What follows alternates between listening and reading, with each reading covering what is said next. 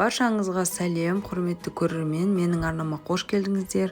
Мен бүгін сіздермен қонақ келген кезде осындай жас малдың етінен өте оңай ғана дайындала салатын қуырдақтың рецебімен бөліспекшімін.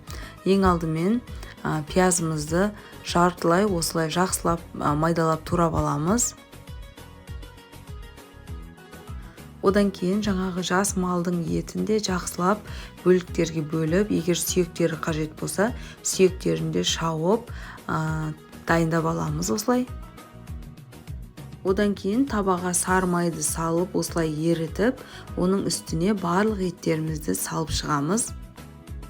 Және де менің етім алдын ала тұздалған.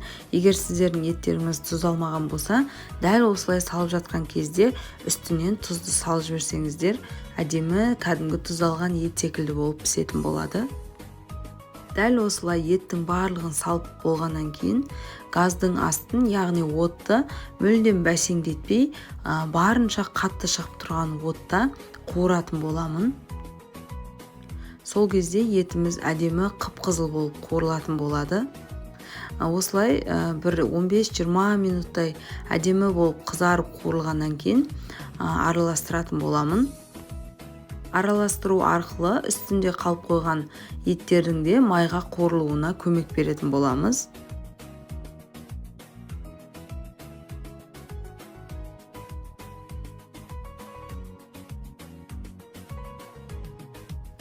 Етіміз әбден қуырылғаннан кейін үстіне осылай пиязымызды жайып салып шығамыз. Табамыздың қақпағын жауып, тағы да 15-20 минуттай жай отта енді бұқтырып қуыратын боламыз. Міне біздің пиязымыз әдемі болып қуырылды.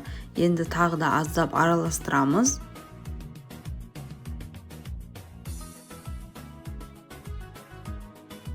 Одан кейін алдын ала осылай тазартып алған картобымызды осындай бөліктерге бөліп салатын боламыз. Және де осындай қызыл тәтті бұрышты да жаңағы домалақшаларға бөліп дайындап қоямын.